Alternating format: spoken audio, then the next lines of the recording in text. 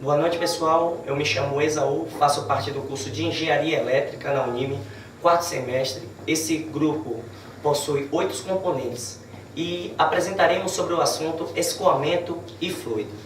Bem, em específico, nós apresentaremos por experimento o que é escoamento laminar e escoamento turbulento. Mas afinal de contas, o que é escoamento laminar? Escoamento laminar é um tipo de fluxo onde existe um mínimo de agitação das várias camadas do fluxo. Em outras palavras, as diferentes secções do fluido se deslocam em planos paralelos ou em círculos concêntricos quadrados, sem se misturar. Um fluxo laminar é definido como um fluxo em que o vetor velocidade é aproximadamente constante em cada ponto do fluido. No fluxo laminar, as linhas de correntes não se cruzam, tal como descrito no experimento que vamos agora ver com os meus colegas do curso de Engenharia Elétrica. Olá pessoal, boa noite. Meu nome é Carlos. Para esse experimento, vamos adquirir algumas utilidades aqui. Um balde de 10 litros, tá? Um registro tipo esfera, uma mangueira de 2 metros, né? 25 milímetros, uma seringa de 50 ml, tinta guache, um tubo de silicone e uma conexão, uma redução, tá? Do balde para a mangueira. Muito boa noite, pessoal. Meu nome é Lucas. E você deve estar se perguntando como é que é feito, como a natureza age para que esse processo de escoamento ocorra. Muito bem.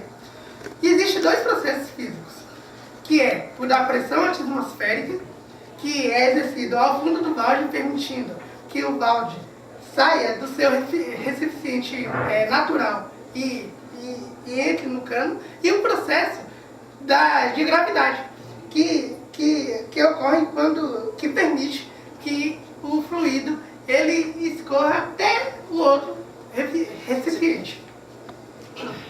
Olá pessoal, meu nome é Adolfo. Eu vou tentar exemplificar aqui automaticamente o que seria escoamento laminar.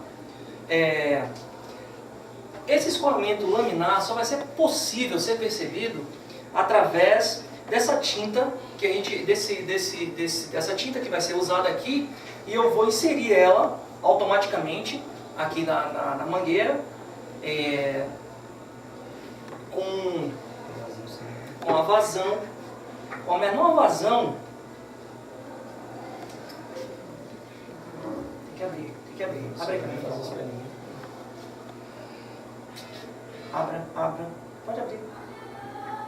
Tá vendo? Pouquinho para ela ser percebida. Tá vendo aqui? Aí, ó. Com a menor vazão, ela pode ser percebível. E isso se dá o nome de escoamento laminar. Beleza? Boa noite, pessoal. Meu nome é Edivaldo. A gente vai observar agora com um giro semiaberto, a vazão reduzida, vai poder se observar esse tipo de escoamento.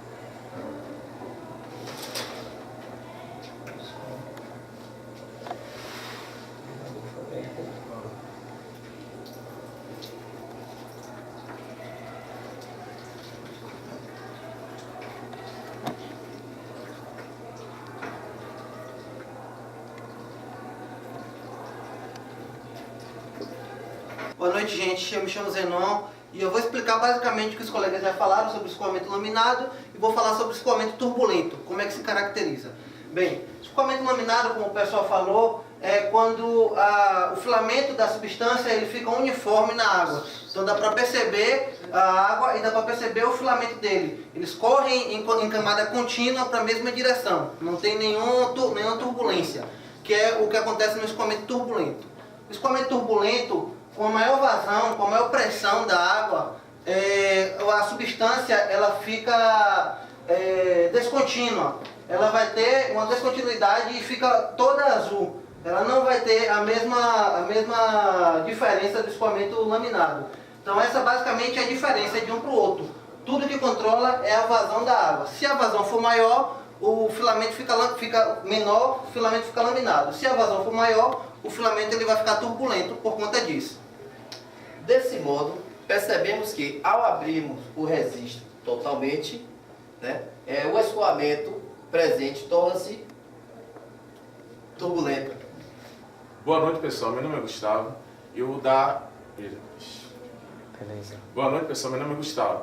Então, a partir de agora, vamos apresentar matematicamente um exemplo de como encontrar velocidade com um fluido horizontalmente, por meio da equação de Bernoulli. Essa equação permite relacionar todas as variáveis, como a pressão, a velocidade, a altura de um fluido e densidade conhecida. Na equação de Bernoulli constam a pressão atmosférica, a gravidade terrestre, a densidade do fluido, nesse caso o fluido nosso é a água, a altura com que esse fluido escoa e a velocidade. Essa equação é utilizada nas condições do fluxo laminar do fluido, onde vamos verificar a seguir os cálculos referentes ao nosso experimento. Boa noite, me chamo Luiz Cláudio. Vou apresentar um pouco sobre como funciona o experimento, matematicamente falando, que a gente fez na outra sala. Como nós estamos vendo aqui, é o mesmo sistema que nós tínhamos antes, só que agora a gente está vendo a posição vetorial, ou seja, o sentido que a água está indo. Ela está indo no sentido de maior densidade para menor densidade, decorrente dessa alteração de altura que nós estamos vendo aqui. No escoamento linear, ou seja, algumas vezes chamado de laminar, o fluxo está indo numa velocidade constante, por isso esse vetor